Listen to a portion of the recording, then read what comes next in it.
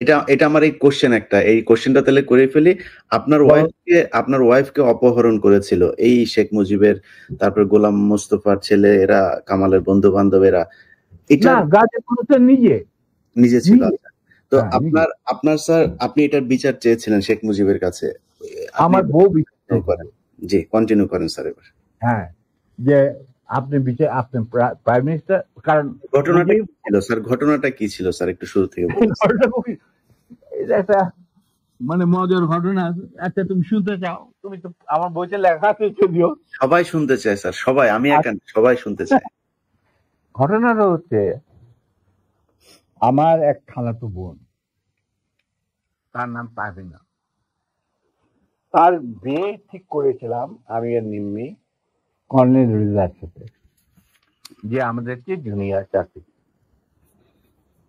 তার সাথে বিয়ে হবে, অনুষ্ঠান হবে লেডিস ক্লাবে।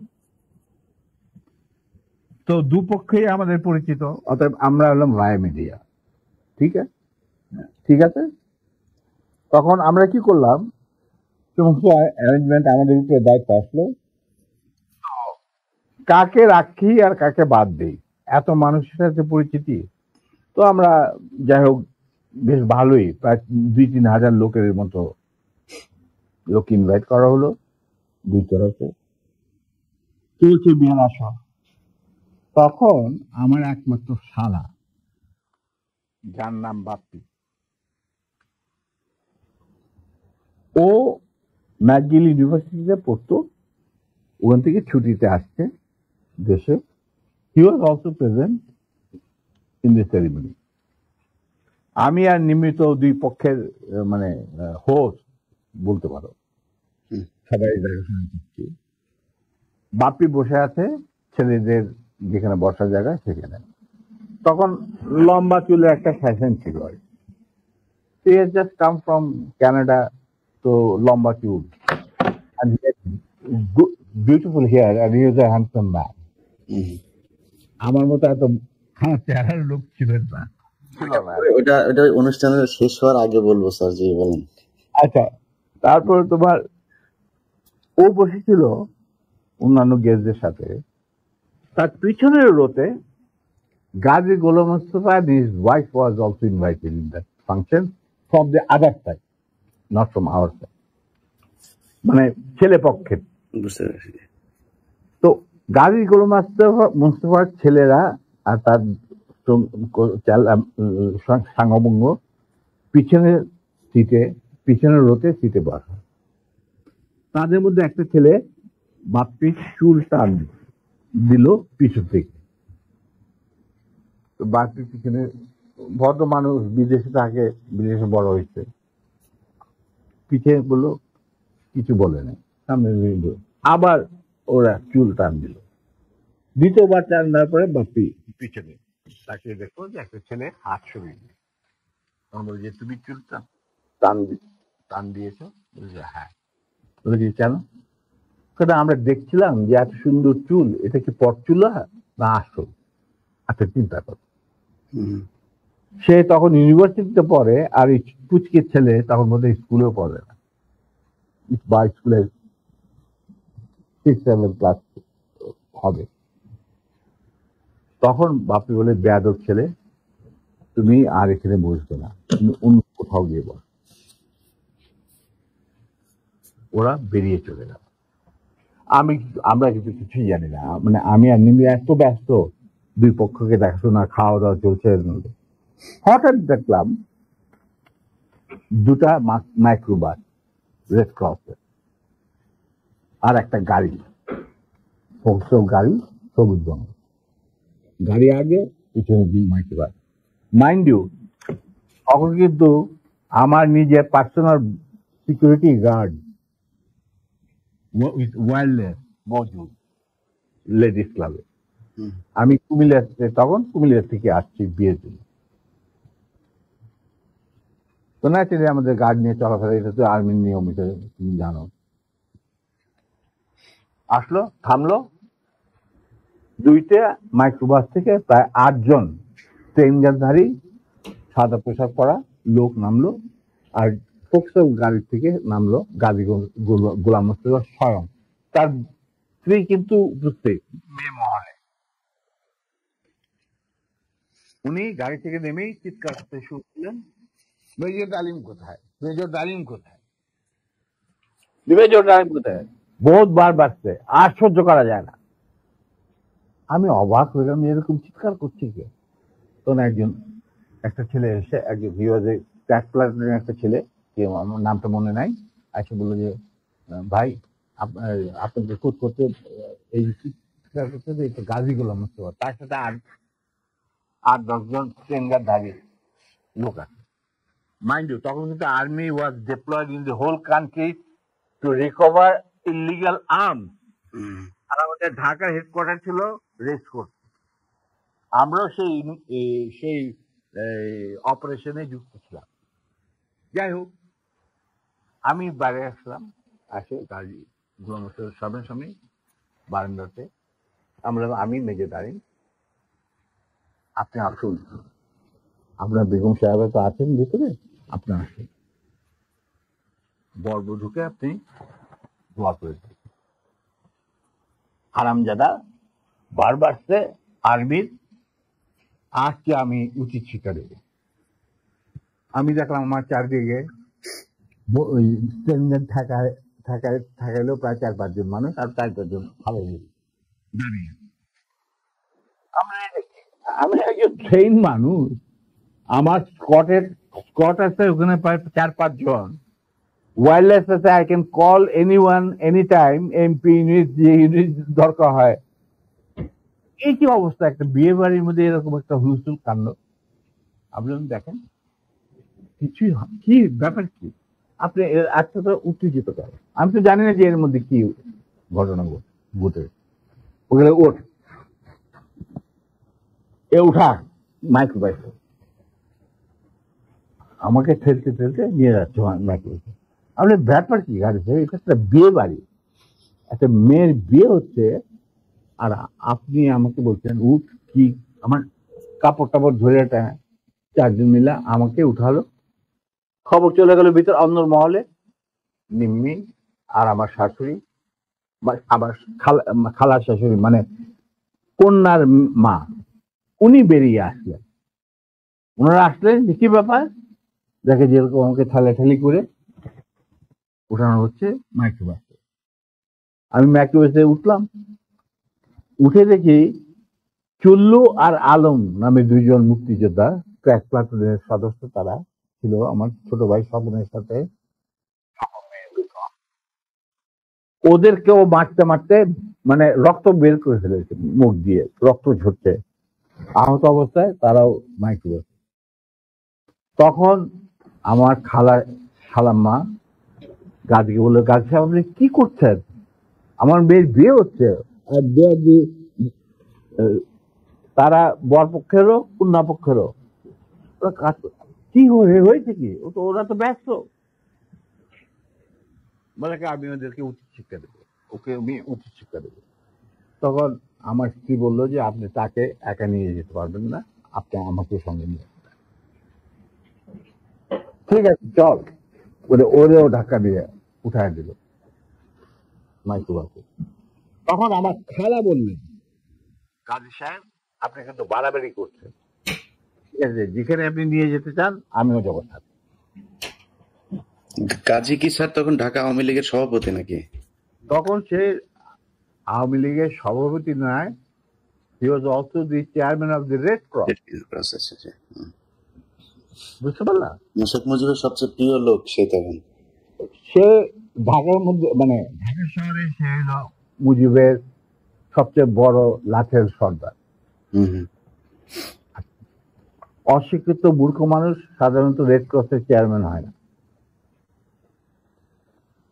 কিন্তু ওকে বানানো হয় যাতে করে লুটের এই যে রিলিফের মার চুরি চামারি করতে সুবিধা। যাই হোক, সেটা অন্য ব্যাপার। তারপরে আমাদেরকে নিয়ে উনি গাড়ি ঘুরে চললেন প্রথম ফার্ম গেট দিয়ে ভিতরে ঢোকার পরে আমি দেখলাম যে আরে সম্পূর্ণ পুরো চাচ্ছে লক্ষ্মীবাড়ি ক্যাম্পে নাকি। তখন আমি চিন্তা করছি কি করি, এর মধ্যে আমার খালা আর নিমি নিজেদের শাড়ি ছিঁড়ে চুল্লু আর আলমকে ব্যান্ডেজ করে দিয়েছিল, মানে যেখানে যেখানে ক্ষত, তার দিকে রক্ত পড়ছিল। আমি হঠাৎ বললাম, গাড়ি থামা driver. In the meantime Swapan Bapi ওরা কিছু গেস্টকে বোধহয় নাম বাড়িতে পৌঁছে দেওয়ার জন্য নিয়ে গেছিল গাড়ি করে, বা ওদের গাড়ি আসছিল না, দূরে ছিল, কিন্তু ওরা তো উপস্থিত ছিল না। তো আমি বললাম গাড়ি থামা, ড্রাইভার গাড়ি থামা।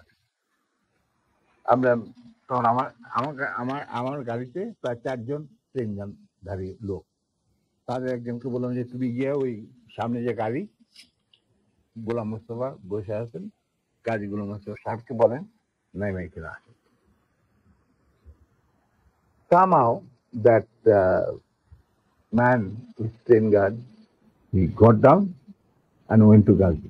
গাজিও তখন স্টপ হয়ে গেছে, যে পিছনে গাড়ি স্টপ হয়ে গেছে। আসে বলছে, ওনাকে বোধহয় বলছে যে আপনাকে উনি ডাকছেন নিজের গাড়ি। গাজী গুলিস্তান দরজা খুলে আমাদের মাইক্রোবাসে আসলো। তখন আমি গাজী গোলাম মোস্তফাকে বললাম যে গাজী সাহেব, আপনি তো আমারই নিয়ে চলছেন, কোথায় নিয়ে যাচ্ছেন জানি না, কিন্তু একটা কথা মনে করে রাখেন, আপনাকে মনে করাই দিচ্ছে, আপনি ভালো যে আপনি যে আমাদেরকে এই মাইক্রোবাসে, রেড ক্রসের মাইক্রোবাসের মধ্যে ঢুকায় নিয়ে আসছেন, এটা কিন্তু হাজার হাজার মানুষ, শয়ে শয়ে মানুষ দেখতে উপস্থিত ছিল। অতএব আপনি কিন্তু আমাদের সাথে যাই করেন, আপনি কিন্তু পার করেন। এটা শোনার পর গাজী গুলো একটু ঘাবড়ায়, যে তাই তো, আমি যে উঠাই নিয়ে আসছি এটা তো সবাই দেখছে। তখন আমি বললাম যে আপনি যাই করেন, আমি উনি যখন একটু হতভম্ব হয়ে বোধ দেখাচ্ছে, আমি বললাম যে গাজী সাহেব, আমি আপনাকে একটা পরামর্শ দিই, আপনি যাই করেন আপনি শেখ সাহেবের কাছ থেকে আগে পারমিশনটা নিন, এছাড়া আপনি বাঁচতে পারবেন। এর মধ্যে আমার ছোট ভাই স্বপন বীর বিক্রম ফেরত আসছে ইসলামে, বাপ্পি ফেরত আসছে। ওরা শুনলো যে এই ঘটনা ঘটছে, ওখান থেকে সোজা স্বপন চলে গেল এমপি ইউনিটে, ঢাকা ক্যান্টনমেন্টে। ওখানে গিয়ে বললো যে এরকম অবস্থা, বিয়ে বাড়ি থেকে কিডন্যাপ করে। এই বিয়েতে কিন্তু জিয়া রহমান উপস্থিত ছিল, শফিলিও উপস্থিত ছিল, খালেদ মোশাররফ, মানে সবাই উপস্থিত ছিল। আচ্ছা, তো ওনার তখন চলে গেছে। সেদিন কি একটা কি ছবি দেখানোর কথা ছিল, সত্যজিৎ রায়ের কি যদি মহানগর না কি একটা ছবি, তো ওটা দেখার জন্য সবাই চলে গেছে আগে তাড়াতাড়ি খাওয়া দাওয়া করে। তখন এই খবরটা পাওয়ার পরে the CEO of the MP unit এই খবরটা ব্রিগেড মেস, ইউনিট মেস সবখানে এটা সে জানাই দিল। ইয়াং অফিসাররা লুঙ্গি গেঞ্জি পায়জামা যে যা পরা ছিল সবাই ঢাকা শহরে বের হয়ে গেল। তারা খুঁজতে লাগলো যে আমাদের অ্যাবডাক্টেড অফিসার তার ওয়াইফ কোথায়। আর একদল সোলজার এমপির পাঠানো হলো, যারা ওই অবৈধ অস্ত্র কালেকশনে ডিপ্লয় ছিল গাজীর বাড়িতে। গাজীর বাড়িতে যাদের পাইছে সবাই বন্ধুকেরা নিয়ে আসছে মজা। আমি কিন্তু এগুলো কিছু জানি না। গাজী তখন আমার কথা শোনার পর ও ওটা কিছু চিন্তা করলো, চিন্তা করার পরে দেখলাম যে উনি লক্ষ্মীবেনের দিকে না গিয়ে 32 নম্বরের দিকে যাচ্ছে, কলাবাগানে। আমি বললাম যে আলহামদুলিল্লাহ। তখন 32 নম্বরে গার্ড রেজিমেন্ট ছিল, ফার্স্ট ফিল্ড রেজিমেন্ট, যেটা আমার হাতে গড়া। তারা গার্ড দিচ্ছিল প্রাইম মিনিস্টারের বাড়ি, আমার জানা আছে। তো গাড়ি চললো, আমরা পিছিয়ে পিছিয়ে চললাম আবার কাফেলাকে গাজী 32 নম্বরের গেটের ভিতরে ঢুকতে না দিয়ে বাইরে খাড়া করায়। স্টপ করার পর গাজী তার গাড়ি নিয়ে ভিতরে চলে। আমরা ওখানে থাকলাম। ইতিমধ্যে যখন এরকম সারা আর্মি ডিপ্লয়মেন্ট যারা ডিপ্লয় ছিল তারা যখন গাড়ির পরিবেশ ধরে নিয়ে আসছে আর সবখানে ব্যারিকেড দিয়ে চেক করা হচ্ছে প্রত্যেকটা গাড়ি যে আমাদের মিসিং অফিসার তার কি কোথায় আছে কিনা, যাতে ঢাকার বাইরে না যেতে পারে। এই হুলস্থুল চলছে। আমাদের তখন রেসকোর্সের কমান্ডার ছিলেন major movement, CO first lancer. তো উনি মেজর মুভমেন্ট ছিলেন অপারেশন ইনচার্জ, পরে লেফটেন্যান্ট কর্নেল। আচ্ছা, যাই হোক, তখন আমরা বললাম যে গাড়ি ভিতরে গেল কি বলবে। ঠিক সেই সময় দেখলাম একটা সাদা টয়টা গাড়ি আসলো, ড্রাইভিং সিটে বসে স্বপন, পাশে বসে আমার বোনের জামাই লিটু, আবুল খায়ের লিটু, যে নাকি বেঙ্গল গ্রুপের মালিক, বিরাট ধনী ব্যবসায়ী। ওই সালমান রহমান তোমানের সাথে সবাই একটা। যাই হোক, ওরা দুজন আর এসপি মাহবুব সঙ্গে। এসপি মাহবুব ছিল মুজিবের খুবই বিশ্বস্ত একজন পিলার, মানে তাকে যে সমস্ত এই মানুষের মারা টারা হতো আর কি। ঢাকা জেলার SP SP Mahbub, not major. He was given during the war he was given rank of captain. Mahbub was a good friend of mine. Anyway, ওদের গাড়ি যখন আসলো আর গাড়ি থেকে পরে আমি এই গল্প মাহবুবের কাছে শুনছি যে স্বপন এই ক্যান্টনমেন্টে জানানোর পর সে চলে গেল মাহবুবের বাড়ি। মাহবুবের কিন্তু সেই বিয়েতে আসা কথা। তো সেই ওয়াইলেসে জানাইছে যে আমি মানিকগঞ্জ থেকে খুব সহসাই আমি বিয়ে বাড়িতে আসছি, এটা আমার দেরি হবে। তো স্বপন চলে গেছে তার বাসায়, সে তাকে মিন্টন রোডে মানে ক্লাস 1 গ্যাজেটেড অফিসারদের জন্য একটা এনক্লেভ আছে, তুমি হয়তো জানো, দেখেছো কিনা জানি না। তখন বাংলো ছিল, এখন বোধহয় মাল্টিপ্লেক্স ফ্ল্যাট, ওই ইন্টারকনের সাথে। তো সেখানে মাহবুব থাকতো একটা। তো ফ্ল্যাটে লিটু আর স্বপন গিয়ে উপস্থিত হয়েছে। ঠিক সেই মুহূর্তে Mahbub was getting ready to come to marriage ceremony. Manikganj থেকে ফিরে আসছে। উপরে এটা দেখা যায় মাহবুব কাপড় টাপড় পরতে, চুল আছে। তখন লিটু আর স্বপনকে দেখে বললো যে কি ব্যাপার, তোমরা এখানে কেন? আমি তো আসছি, আমি তো বলছি তোমাদের জানাইছে, আমার অফিস থেকে জানানো হয়েছে, জানানো হয়নি যে আমি দেরি হবে মানিকগঞ্জ। হ্যাঁ, কিন্তু মাহবুব এক ঘটনা ঘটছে। বলে কি ঘটনা? যে নিম্মি আর ডালিমকে উঠায় নিয়ে গেছে গাজী গরম বিয়ে বাড়ি থেকে। কোথায় নিয়ে গেছে, কি হয়েছে জানি না, তবে তার পরিবারের সবাই এখন অ্যারেস্ট করা হয়েছে। তারা সব ওই সাউদি উদ্যানে আছে, মানে রেস্ট করছে। আর্মি সারা ঢাকা শহরে ছড়ায় পড়ছে। তারা প্রত্যেকটা গাড়ি চেক করতেছে যে looking for the missing officer and abducted officer and his wife. মাহবুবকে চাই নাকি? এটা তো সাংঘাতিক কথা। গাড়িতে তো বিশ্বাস করা যায় না বলে সে রেড টেলিফোন করতে, মানে হাত দিতে গেছে, রেড টেলিফোন বেজে উঠছে। কে? শেখ মুজিব। ফোন মাহবুব। তো উঠেছে, কে বলছে? আমি মাহবুব বলছি। বলে যে আমি প্রাইম মিনিস্টার মুজিবুর রহমান। বলে কি? জি স্যার বলেন। বলে কি তুই ইমিডিয়েটলি আমার বাসায়।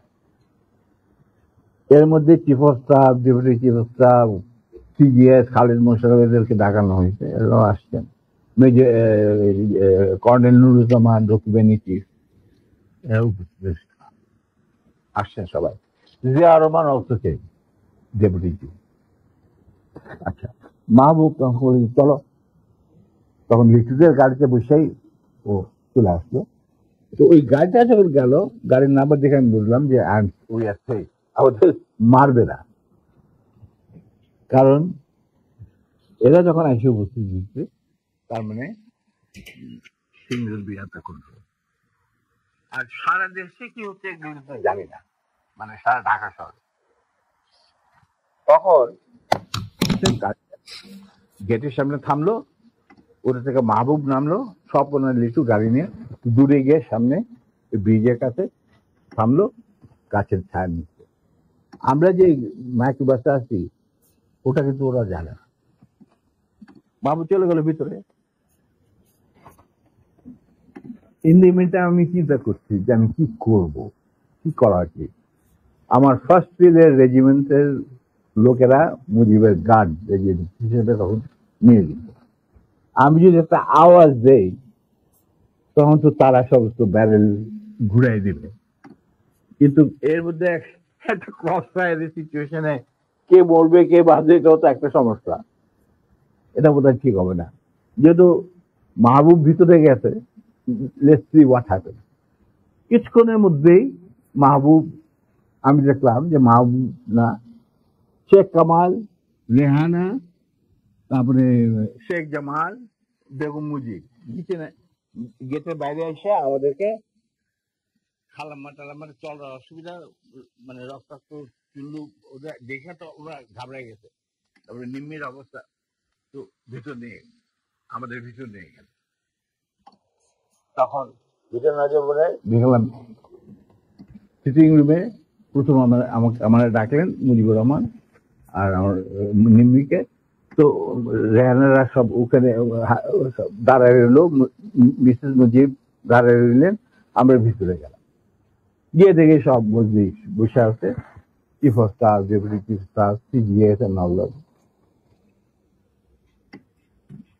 তখন এর মধ্যে গাজী গণহত্যার বাসা থেকে ফোন আসছে প্রাইম মিনিস্টারের কাছে যে বাড়ির সবাই ধরে নিয়ে গেছে আর্মি। যতক্ষণ পর্যন্ত আমাদের অফিসার লেডি ওয়াইফকে না পাওয়া যাবে আমরা কাউকে ছাড়বো। আর ওই গার্ডম্যান 17 দিন যে guardman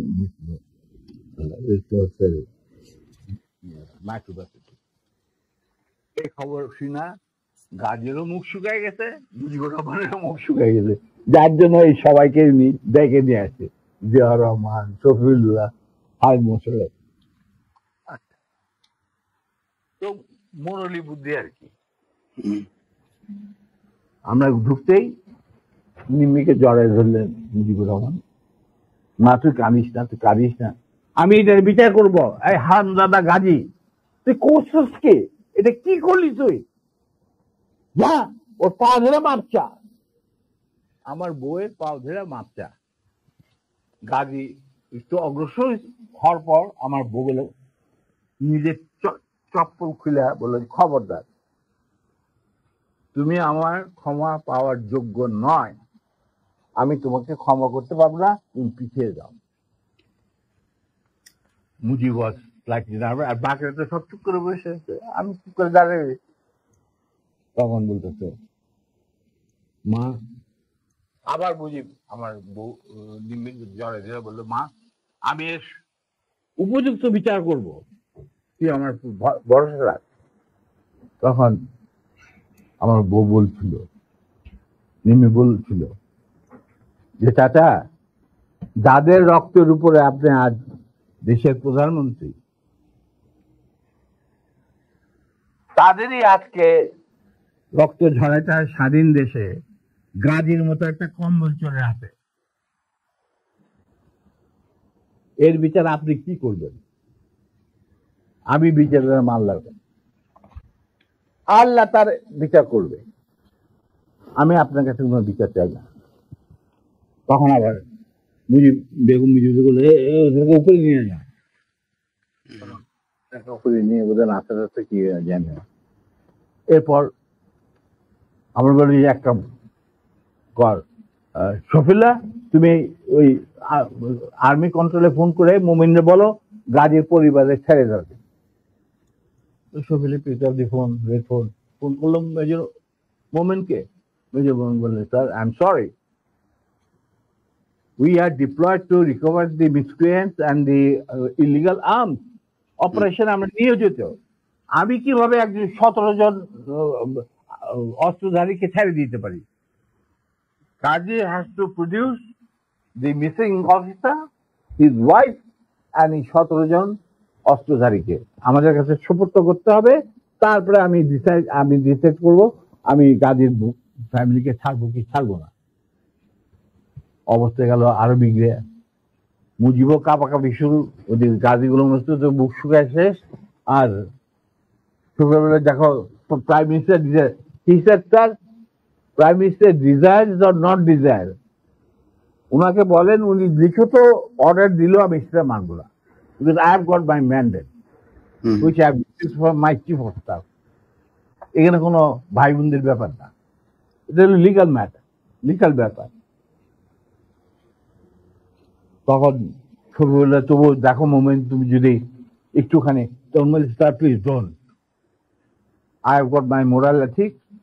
I'm promise bound. Touching the Quran when I got commissioned, আমি এটা আপনার এই কোন রকম আপত্তি আমি শুনবো না that is beyond my dignity বলে উনি ফোন রেখে দিল তখন মুই সবই শুনলেন যে স্যার এরকম ব্যাপার এটা তো লিগাল কমপ্লিকেশন দেখা দিচ্ছে তখন বলে আর একবার তুই ফোন কর তো মুজিবুর রহমান সৌরে বললো সৌরুল্লাহ আবার ফোন করলো আমরা দাঁড়ায় আছি আমি দাঁড়ায় আছি নিমের হাতে উপরে চলে ফোন করার পরে সৌরুল্লাহ বলে যে লোক moment I request you once again please তখন মুজিবুর রহমানকে দিয়ে আমার দেয় উনি ফোন নিয়ে বললেন মেজর মোমেন্টকে যে আমি মুজিব বলছি he said sir I have no time I am running a big operation and I am the commander I am sending one of my officer to your residence he will explain whatever I have got to say so he dropped the phone শুয়ে গেল এখানে যারা বসা জিয়া রহমান আর খালেদ মোশাররফ নুরুজ্জামান এরা সব করে বসে তফিল্লাহ কি করা যাবে within 5 minutes Captain Shahid arrived he was from Cavalry and he was a friend of mine during the student days আমরা একসাথে কন্টেম্পোরারি ইউনিভার্সিটিতে ছিলাম আর কি হ্যাঁ ও হলো তোমার কি বলে এটা লালবাগের ছেলে আমরা ছিলাম মালিবাগ যাই হোক সরি ও আমরা দোস্ত মানে বন্ধু তো captain he was a representative officer anyway তো শহীদ আসছে আসার পরে মুজিবুর রহমানের এবং আদালতের সামনে শহীদ বলেছে sir I have been ordered to come and convey the message loud and clear to you that it is a legal matter. Ghazi has violated the Prime Minister's order on which army has been deployed over the whole country and he had abducted an officer in uniform and his wife while he himself is engaged in this operation along with 17 gunmen in the Red Cross microbus. Now, যেহেতু আমরা deployed আছি to recover the illegal arms, the commander said, no way, Ghazi and these 17 people has to be surrendered to him and then legal proceedings will start according to the law. দেশে emergency চলছে আমাদেরকে prime minister খুব ঝুঁকিপূর্ণ দায়িত্ব দিয়েছেন আমরা আমাদের যথাসাধ্য চেষ্টা করে যাচ্ছি তখন বলে স্যার আমার আর কিছু বলার নেই আপনার যদি কিছু বলার থাকে আমাকে বলা হয়েছে শুনে আমাদের কমান্ডারকে জানানো ছিল। না ঠিক আছে, তুমি যাও বাবা। তো শহীদ চলে গেল। এরপর শেখ মুজিব আমাকে বললো, তুই মাফ করে দে। আমি বললাম, স্যার আমি তো বললাম। স্যার শেখ মুজিব কি কাউকে বোধহয় আপনি টাপনি মানে অফিসিয়াল কোনো এগুলি মানতো না না? না, আমাকে তুই করে বলতো, কারণ আমার একটা পারিবারিক সম্পর্ক ছিল তো। না, উনি তো মাহবুবকেও তুই করে বলতো, গোলাম মোস্তফাকেও তুই করে বলতো, শফিউল্লাহকেও তুই আমি জানি না, কিন্তু আমাকে উনি তুই করে বলতেন। আমি তো রোববার থেকে যে কোনো সময় গিয়ে ডাক্তার যাইতাম, খাবার খাইতাম বৈশা। কই মাছ পছন্দ করতেন, ওই ওনার চৌবাচ্চে সবসময় বড় বড় কই মাছ থাকতো, আরামসে খাইতাম, চলন বিলে কই মাছ, কোনো অসুবিধা নেই। আমার তো গতিবিধি ছিল খুবই খোলা, মানে আমি যে কোনো সময় যাইতে পারতাম, যে কোনো সময় ডাকলেই চলে যেতাম। উনি প্রায় ডাকতেন আমাকে আর্মির খবর না দিয়ে। জি স্যার। তো এখন উনি বললেন, ঠিক আছে দাঁড়েন, যা আমি বিচার করব। আমি স্যার ভেরি গুড। তো এই আমার গাড়ি বাইক করে ওরা বাসায় পৌঁছে দিয়ে, ওরা নিবে এদেরকে বাসায় পৌঁছে, মানে মার্সিডিজ। আমি স্যার মার্সিডিজের বাইরে স্বপন আছে, আরো 2-4 দিনের মধ্যে আসে পড়তে, গাড়ির কোনো অভাব নাই, আমরা চলে যাব, আপনার গাড়ি দেওয়ার দরকার নেই। বলে কেন, শোনো এক কাজ, আয় গাড়িগুলো আরামদাদা তুই যাবি এদের সাথে বিরাট বাকি কার্য সম্পূর্ণ নিয়ে সম্পূর্ণ করো, সম্পাদন করার জন্য। নিমি বলল, খবরদার তুমি আর লেডিস ক্লাবে ঢুকার তোমার কোনো অধিকার নাই, তুমি সেটা লস, তুমি যাবে না, ইউ উইল নট গো। তখন চুপ, তোমরা চলে যাই। আমরা চলে আসলো। আসার পরে কন্যা সম্প্রদানে যে বাকি কতগুলি থাকে না রকম রকম, ওই সমস্ত সম্প্রদান করা হইলো। এরপরে 2 দিন পরে আমি কুমিল্লায় ফিরে চলে আসবো। হঠাৎ শেখ মুজিবুর রহমান সাহেব ডাকলেন চিফ অফ স্টাফ শফিউল্লাহকে। ডাকার পরে কি কথা ছিল জানি না, উনি ফেরত এসে বললেন যে Dalim, you can go back to Comilla now, you to তোমার তোমার একটা তোমার এই তোমার নিমের ঘটনাকে নিয়ে এর মধ্যে তো অনেক গোলমাল হয়েছে। এটা আমার বইটা আছে, যে কি অবস্থা আর্মির মধ্যে উত্তেজনা না, অল দিস থিংস, এগুলো আমি ডিটেলসে যাচ্ছি না। উনি বললেন যে একটা কোর্ট অফ ইনকোয়ারি করতে হবে। কাজুক ব্যাপার, দোষ করলো গাজী, কোর্ট অফ ইনকোয়ারি হচ্ছে আমার। তা আমি বললাম যে ঠিক আছে স্যার, কোর্ট অফ ইনকোয়ারি করতে করেন। তা আমার কুমিল্লায় যাওয়া বন্ধ হলো। এরপরে আর আমার কুমিল্লায় যাওয়া হয়নি। উনি কি করলেন, হঠাৎ একদিন, না এরপরে আমি কুমিল্লাতে ফেরত চলে গেলাম কোর্ট অফ ইনকোয়ারি শেষে। কুমিল্লায় থাকা অবস্থায় হঠাৎ একদিন ঢাকা থেকে ফোন আসে যে 13 জন অফিসারকে আর্মি থেকে বাদ দেওয়া হয়েছে। ইনিশিয়ালি 65 জন অফিসারকে এনলিস্ট করা হয়েছে, আর প্রথম যে 7 জন অফিসার লিস্ট বাড়িয়েছে PO9, প্রেসিডেন্সিয়াল অর্ডার 9 একটা ছিল তখন। কোনো কারণ দর্শনের বেঁচে রেখে আপনি যে prime minister was entitled to sack anyone from the service. সংসদ সদস্যদেরকেও।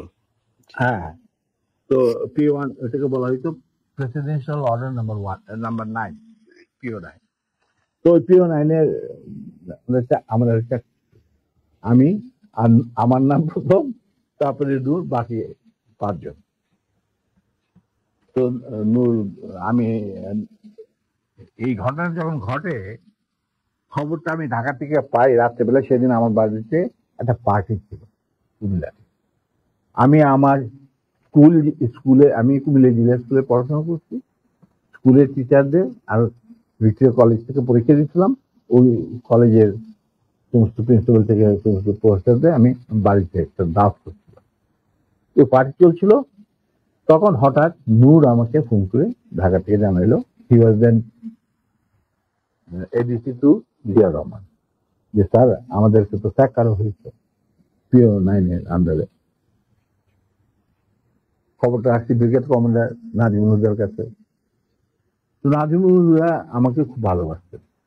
যুদ্ধের সময় আমরা একসাথে ছিলাম, কয়েকটা অপারেশনও করছি আমি ওনার সেক্টরে থেকে। he was a fine man. উনি আগরতলা ষড়যন্ত্র কেসের মধ্যে একজন আসামি ছিলেন। যাই হোক, টু কাট ইট শর্ট, উনি এই ব্যাপারটাকে মানে নিতে পারেন। এর পরের দিন উনি আমাকে নিয়ে বললেন যে আমি যাচ্ছি ঢাকায় আসলাম, সন্ধ্যার সময় গেলাম শেখ মুজিবের বাড়িতে। He also had an easy access to Sheikh Mujib's house. গিয়া শেখ মুজিবকে একটা রেজিগনেশন লেটার দিয়ে বলে, sir, this is a resignation I am serving, I am submitting, এটার official copy will come due process, Mujibur Rahman was ফেরুল্লাহ। এতে কি রাজু, তুই কেন? Sir, I am no more interested. যেই আর্মিতে আমরা কোনো কিছুর লোভে আমরা আর্মিতে চাকরি করি না, না পয়সার লোভে, না কোনো গোষ্ঠীর লোভে। আমরা শুধু আমাদের দেশের খেদমত করার স্বার্থে আর নিজেদের আত্মসম্মান বজায় রাখার জন্য আমরা ইউনিফর্ম ধারণ করি এবং যেখানে আমাদের ইউনিফর্মের কোনো মূল্য নাই, আমি সেই আর্মিতে চাকরি করি। যদি আপনি আমার অনেক কাছের লোক, তবে আপনার প্রতি আমাদের শ্রদ্ধা থাকবে। এদের যদি আপনি চাকরি থেকে বাদ দেন, আমি সে জায়গায় চাকরি করতে না। ইউ বিকাম ভেরি ইমোশনাল, তোরা খালি তোদের দিক দেখো, আমার দিকটা কেউ দেখে না। তখন উনি বললেন, স্যার, আপনার দিক দেখা আপনি যথেষ্ট, আর অনেক লোক আছে। তো আমরা বেরিয়ে আসছিলাম, সালাম জানায়। তখন মুজিব আমাকে বললো যে, দাঁড়াই, তুই একটু থাম, হুদা তুই একটু বাইরে যা। হুদা বাইরে গেল, আমার বললো যে, তুই আর নূর আমার সাথে রাখবি বাসায়, যত তাড়াতাড়ি সম্ভব। তো গেলাম মুজিবের, আমরা প্রথম যাইতে চাই না, কেন যাবো ওখানে, সেই জন্য। যাই হোক, আবার রিমাইন্ডার আসলো মুজিবের তরফ থেকে, তখন তো আর মানা করা যাবে। গেলাম, যাওয়ার পর that was the last meeting between us and between me and Sheikh Mujib পরিবার। যথাযথ তিনতলায় এই রুমে যেখানে গোপন মিটিং হতো, ওখানে গেলাম। রেহানা চাটা দিয়ে গেল, আমি নূর আর তো আমরা চাটা খেলাম। সেসব বলে, দেখো বাবা, তোরা শুধু তোদের সাইডটা দেখা, আমার সাইডটা দেখ, আমার তো পার্টি নিয়ে চলতে হয়, আমি তো একজন রাজনীতিবিদ, পার্টি বাদ দিয়ে তো আমি চলতে পারি না। আমরা তো কোনো রাজনীতি ইনভলভ না। পার্টি কেন করে চালিত হয়, কিভাবে চলবে, সেটা এই সমস্ত ব্যাপারে আমাদের কোনো জ্ঞানই নেই। আপনার জ্ঞান আছে, আপনার জ্ঞান আপনার কাছে রাখেন, আমাদের কেন এই সমস্ত বলতে? তোরা কি না, তোরা তো আমার এই ডিসিশনে পার্টি চাপে আমাকে, আমি এই সিদ্ধান্ত নিতে হয়েছে। হ্যাঁ স্যার, আপনি ভালোই সিদ্ধান্ত নিতেন, 65 জন অফিসারকে চাকরি বার করে দিলে কি অসুবিধা হবে? আর্মিতে তো হাজার হাজার অফিসার আছে। উনি বললো যে, না না, শোন, তোদের জন্য আমি কি করতে পারি? তোরা যদি বিদেশে চাকরি করতে চাস, আমি তোদেরকে বিভিন্ন মিশনে পাঠাতে পারি, যেখানে যাদের ইচ্ছা। তোরা যদি ব্যবসা করতে চাস, তাহলে শেখ নাসেরের পার্টনার হয়ে ব্যবসা কর, মানে তার ছোট ভাইয়ের সাথে পার্টনার হয়ে ব্যবসা কর। আমরা বললাম, চাচা, আপনি আমরা শ্রদ্ধা করি, এখনো শ্রদ্ধা করি। আপনি ভালো মনে করছেন, আপনি আমাদের চাকরি কৃত করছেন, আল্লাহ খায় আল্লাহ। খাওয়া পড়ার জন্য আপনার ভাইয়ের সাথে মিলে ব্যবসা করতে হবে না আমাদের। আমরা ওইরকম পরিবার থেকে আসি নাই, দুজনেই। এটা আল্লাহ চালাই দিল, মালিক আল্লাহ, রিজিকের মালিক আল্লাহ। আর দ্বিতীয় কথা, বিদেশে চাকরি নেওয়া সেটাও সম্ভব না। আপনার সরকারের আন্ডারে আমরা আর চাকরি করতে পারবো না, কোনো ব্যাপার।